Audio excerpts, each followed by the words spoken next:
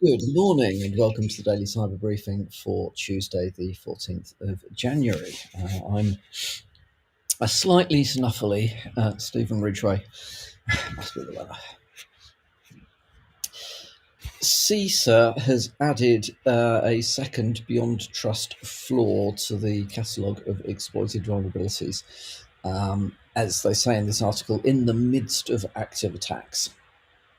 So this particular vulnerability is CVE 2024 12686, which is a CVSS score of 6.5, making it a medium severity bug. However, it is a bug which could allow an attacker with existing administrative privileges to inject commands and run as other users. So, not the most serious vulnerability. However, as we've said before, um, lower, medium, and low severity vulnerabilities may not be an issue in isolation, but may become an issue if used in combination with other bits and pieces. And given that the BeyondTrust solutions have had a handful of vulnerabilities over the last few months, definitely one then to keep aware of. As well, so keep on top of and be aware of. If you are using BeyondTrust, there are patches available, and workarounds, mitigations have been well discussed. So strongly recommend you have a look at those, have a quick check of this, and make sure that you have built-in mitigations to your remote access solutions through BeyondTrust.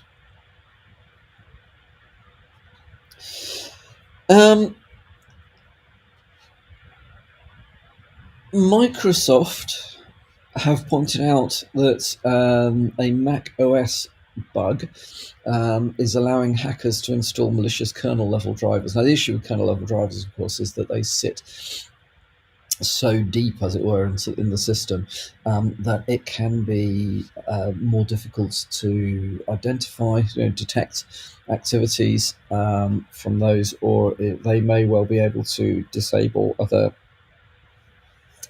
forms of protection that you have on systems.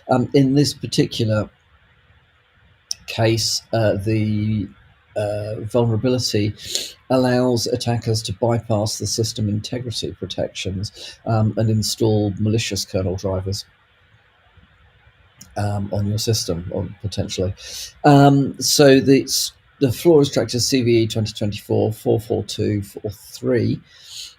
It needs local access and root privileges. It's not a complicated, complex attack. However, it has been patched. So if you are using macOS, Mac devices, or devices running macOS, the patch, I think, was pushed out as part of December's patch round from Apple. Definitely worth making sure that you keep on top of these things. Macs are pretty good at updating themselves. However, as I said before, don't assume that is a perfect solution. Always, occasionally just pop in and check to make sure there are no pending patches. And also, occasional reboots are a good idea, because despite the fact that most systems these days can be patched whilst running, certainly things that may be affecting kernel level vulnerabilities, it may well be that a reboot will be required in order to fully implement the patches or changes, specifically changes to the kernel, that may be required.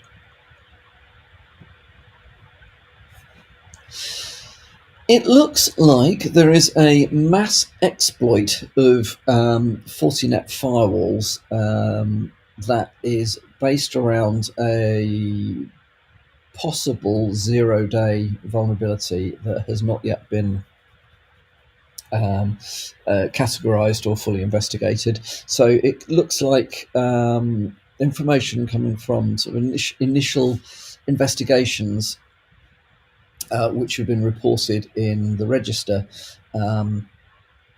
it looks like Fortinet firewalls were under attack, peaking in December.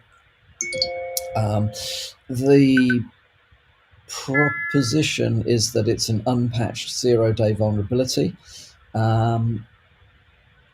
It looks like the vulnerability is based around having the management interface available on the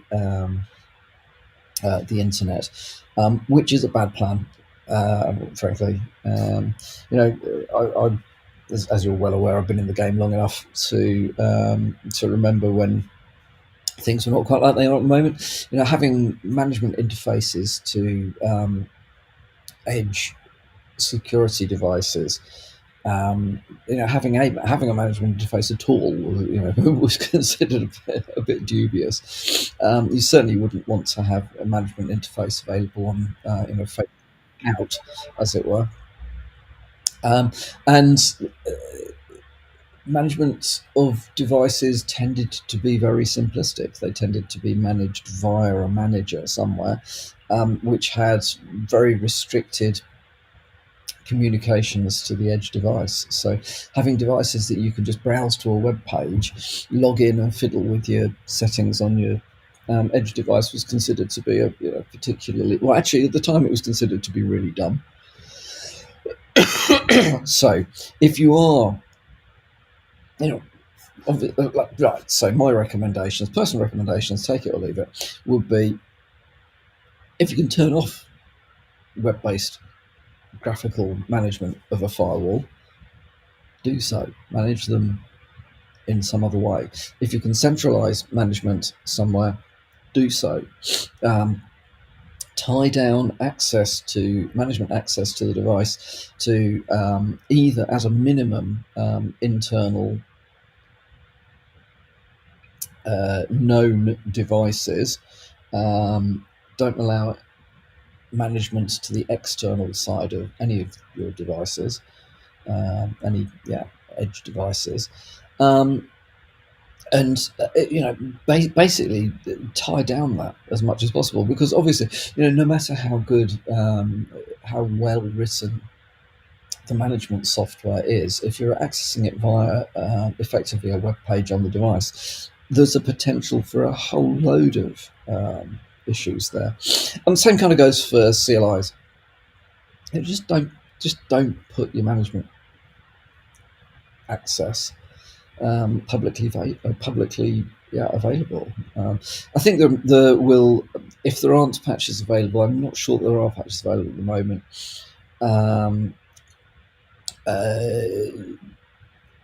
Keep on top of it. So keep an eye out. Yeah, if you're using Fortinet firewalls, take a read of this article, good article in the Register, and see what you can do in order to implement mitigations. Looks like the UK domain registry, Nominet, has been breached via an Ivanti 0-day.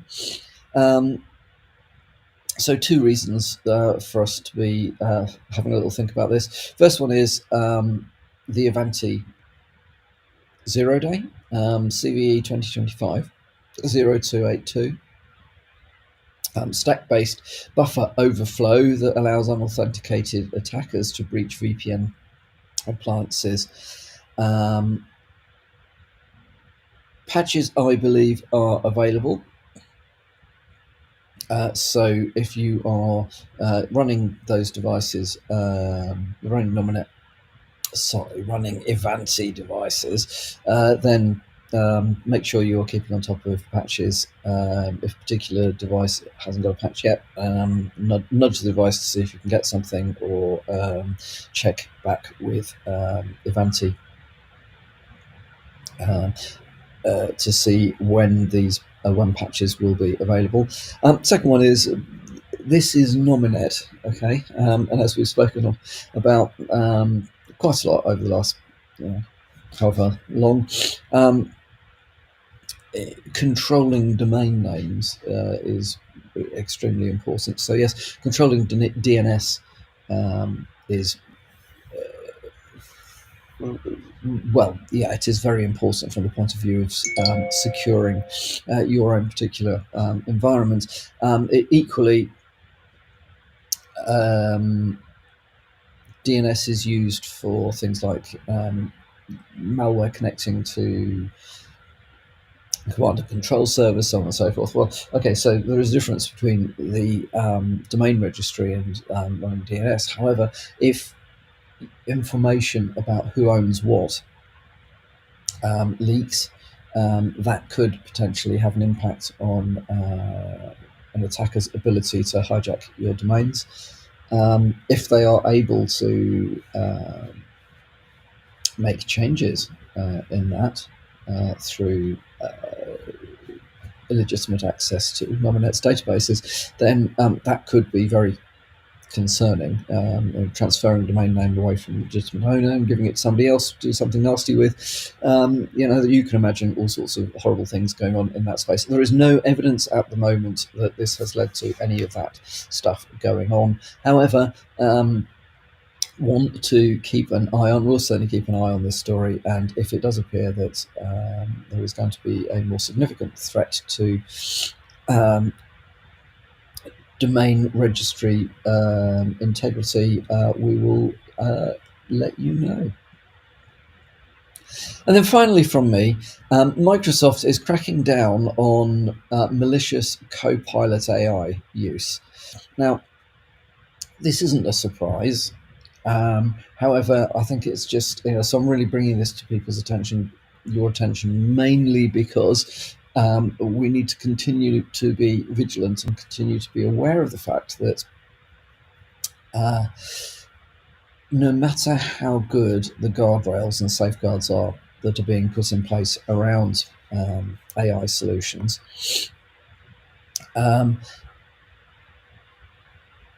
malicious groups are continually looking at ways to subvert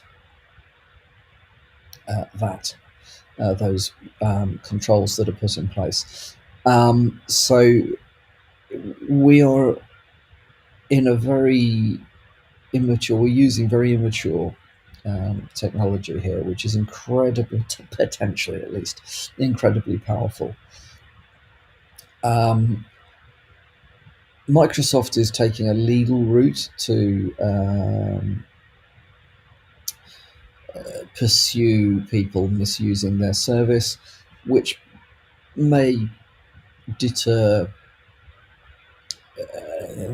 the amateurs amongst us that might dabble with pushing the boundaries of what you can get AI to do. I doubt it would have a particularly strong impact on some of the nation state and other advanced adversaries in this space. So we'll have to see where it's going. But yeah, be aware. Abuse of AI systems is not rampant, but it is out there.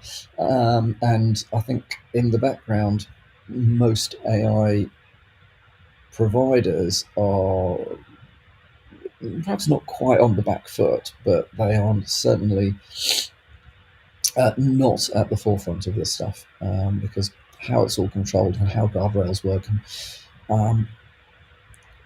is, again, pretty immature. Right, so that's all from me for today. Hope you have a good Tuesday, and I will speak to you all again tomorrow morning.